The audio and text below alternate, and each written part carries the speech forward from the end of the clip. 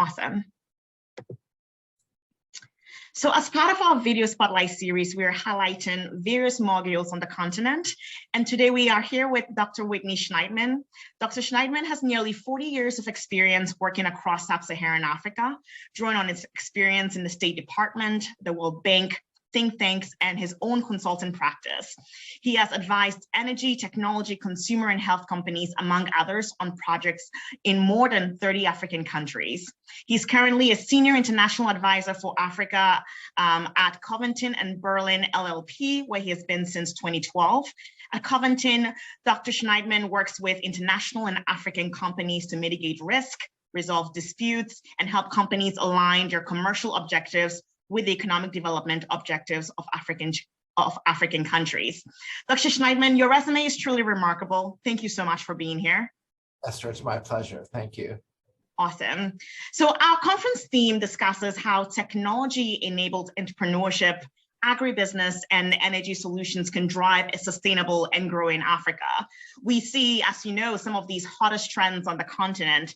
Do you believe these technology-enabled products and solutions are going to be enough to push the continent to a new frontier of sustained economic growth and diversification? I do. Technology, there's just no question that technology is a driver of economic growth and will only grow as a consequential factor moving over the next decades.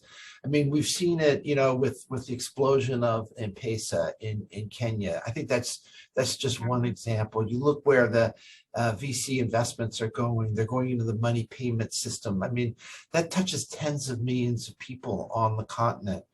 And I think you take the combination of technology combined with youth, combined with the flow of data, and the creativity coming from the African continent, and you've got an incredibly robust dynamic for innovation and growth. Amazing. Very, very interesting. I completely agree that fintech is going to be definitely a huge moving factor in exploding growth on the continent. So thank you for that. But, you know, moving away from technology a bit, how do you think policy and regulation can play a role in this vision of a sustainable and growing Africa? You know, this is where the rubber meets the road, as it is. You know, currently there are about 26 data privacy agencies on the continent, which says a lot, right? Yeah. These DPAs are new, so you can sense that governments are just coming to terms with what is the right regulatory environment. If you have 26 today, that means another 26 are coming over the next, you know, 12, 18, 24, 36 months. So there's going to be a lot of churn in the regulatory space. And with 54 countries, are we going to have 54 separate regulatory environments, or are we going to have 54 harmonized regulatory environments? And that's really the challenge. You know, yeah. Each nation has its own requirements in terms of protection, data protection, privacy, tax, you know, you name it. But I think that's really the challenge in front of us, is how to get a harmonized approach, like we've seen in Europe, GDPR, for example, so that, you know, the tech companies and the governments can ensure that the customers are protected, but they have access to the full range of data services that exist. Yeah, for sure. For sure. Now moving on from the continent to actors like the U.S. How does the U.S., you know, how the U.S. engages in Africa has the potential to impact its economic interests for years to come. And for the current administration, Biden's administration, we're seeing them making great strides in creating a difference in the relationship that U.S. has had with the African countries on the continent. But we've also seen an erosion of direct investments and also the commercial position within the continent. Do you believe this is the time to reboot America's Africa policy and relationship, or is it too late? No, it's definitely not too late. And, you know, where we have seen an erosion of our FDI, an erosion of our trade, where we've seen a really sharp increase is in our connectivity on a people-to-people basis. And I would point to the Young African Leaders Initiative that was started in the Obama administration. Through that program, more than 5,000 young self-identified leaders from the continent have come to the US for leadership training. More than 500,000 folks are in the ecosystem, online, accessible. And that means we're sharing ideas. That means we're looking for common solutions to common problems, looking to African solutions for global problems. And I think that's really the potential here. So if we can build on that people-to-people connection, I think we can reverse some of the other indicators related to trade and investment. Awesome. But do you believe that the U.S. in this new administration will be leaning towards reversing some of that erosion by making more investments?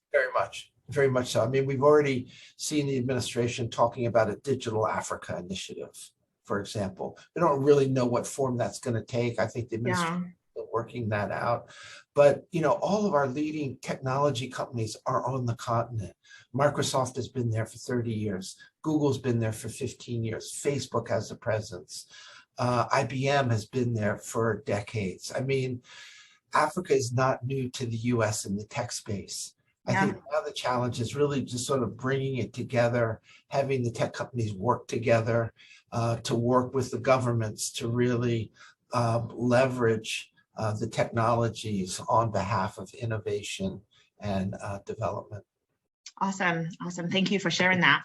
And the last question I have for you is, you know, you've had 40 years of experience focusing on the African continent, which is truly incredible. And you've seen the ups and downs in different cycles of different economies. And so my question to you is, do you believe that the African continent at this point is at an inflection point to a new frontier? Or if so, what can, if it's not there yet, what can push the continent over to the next frontier, whatever this new frontier means to you? Yeah, so, you know, before COVID, you know, 6 of the 10 fastest growing economies in the world were in Sub-Saharan Africa. So I asked myself, you know, can we not get back to that in another 2 to 3 to 4 years once COVID's really under control? And I think we can. And as I said earlier, this combination of youth and innovation, the fact that Africa is the youngest continent on the face of the earth, plus, you know, the growing accessibility of technology, plus the knowledge on how to deploy that technology, I think that is the inflection point. How do we capture that? How do we harness that energy to make sure that it's used for good, that we make sure it's used for uplifting all people? And that's the common challenge between folks on the continent and folks here in the United States. Yeah. Working together to make sure that the opportunity is seized and not lost. Yeah, and I just wanted to unpack that note a bit of how do you harness that energy. So what have you seen other players do in that space and harnessing that energy that you're doing very well that can help us to move to the next frontier? You know, we saw with Omicron. South Africa was the country that alerted the world to this new variant. You know, in fintech, I mentioned earlier, M-Pesa. I think these innovations are happening over and over and over, and where we may not be seeing them, you know, have full visibility here from the United States, I'm very confident that they're there. And I think the challenge is to, you know, folks like yourselves to bring them to our attention and bring them to the attention of the companies so we can really scale them and make them transformative, not only for people on the continent, but throughout the world. Yeah, I love that. Tech, really learning from tech from the continent and actually applying it in the West is usually what people think as vice versa. But I think you're so right in having innovative solutions, because the resources in the continent creates creativity for these entrepreneurs to come up with really out of the box ideas to address different solutions that you're solving in your environments. And so leveraging that for the US is also something that I think is definitely an opportunity for the US as well.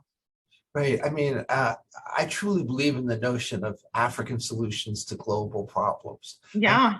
Where was the first heart transplant done? It was done in Groote Hospital in Cape Town. As I mentioned earlier, you know, where was the Omicron variant found? By South African researchers. M-Pesa is a whole innovation on payments and money transfer that is applicable throughout the world and certainly in other developing economies. And I think there are many other examples that we can that really puts African innovators at the forefront of global solutions. Amazing. Well, Dr. Schneidman, this has been a great conversation. Thank you so much for your time. Thank you, Esther.